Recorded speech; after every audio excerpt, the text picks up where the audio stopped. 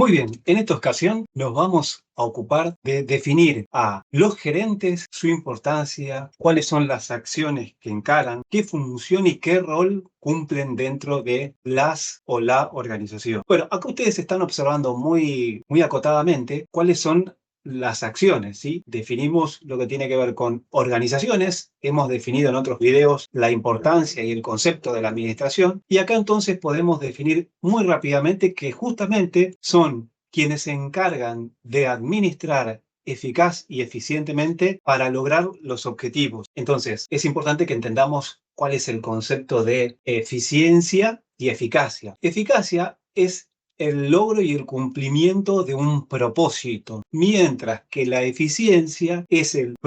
cumplimiento de ese propósito optimizando los recursos, es decir, tratando de aprovechar al máximo la optimización de los recursos que tenemos a nuestra disposición o que tienen los gerentes a disposición para poder cumplimentar ese objetivo que habíamos definido dentro de la importancia del objetivo dentro de la planificación. Y por supuesto que estos individuos, estas personas, deben poseer diferentes habilidades. Y cuando hablamos de habilidades nos referimos a diferentes habilidades que tienen que ver con las técnicas, las humanas y las conceptuales. Si nos referimos a las técnicas, tienen que ver aquellos conocimientos que puedan resolver diferentes escenarios o diferentes situaciones de conflictos que se van a suscitar o que se suscitan permanentemente en las compañías. Entonces, las personas que están ocupando esos puestos deben tener los suficientes conocimientos como para destrabar diferentes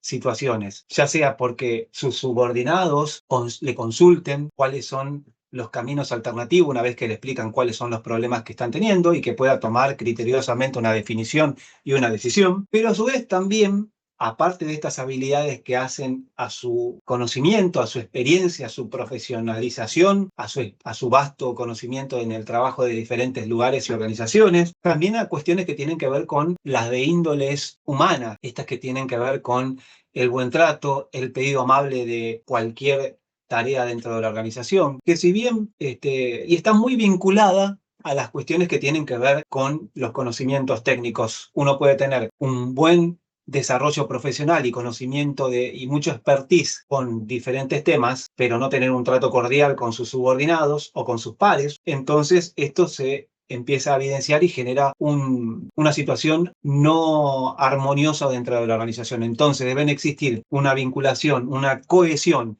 entre lo que tiene que ver estas habilidades técnicas, estas cuestiones que tienen que ver con las de índoles humana y por supuesto aquellas que tienen que ver con el tema de la resolución de conflictos que hace a estas que tienen que ver con las cuestiones conceptuales. Todo el tiempo se van a presentar diferentes situaciones de tensión en la organización, ergo el gerente o la gerente debe tener la amplitud para entender y llevar ese marco de negociación, ese marco de calma para poder solucionar los diferentes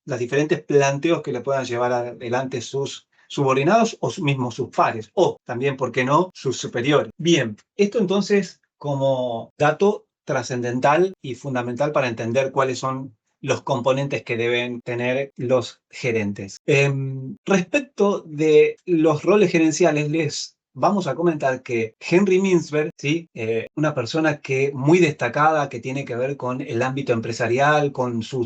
diferentes propuestas en temas de estrategia, quien revolucionó el management contemporáneo, establece que existen diferentes roles gerenciales, que son los que ustedes están observando en este momento, ¿sí? Estos que tienen que ver con los interpersonales, los de información o los de toma de decisiones. Y dentro de los roles interpersonales tenemos el rol de representante de la organización, el referente de la organización. También tenemos el rol de líder, que es quien va a conducir y va a ser la voz mandante dentro de la organización y quienes detrás se van a encolumnar para poder cumplimentar el propósito de la organización. Y hace también a su vez el rol de enlace con las personas internas y externas de la organización. Todo esto dentro de los roles interpersonales. Dentro de los roles de información o de transferencia de información, como ustedes están viendo en pantalla, tenemos otros tres, que son el rol de monitor, que es quien recibe información sobre las operaciones de una organización o de una empresa, el rol de difusor, que es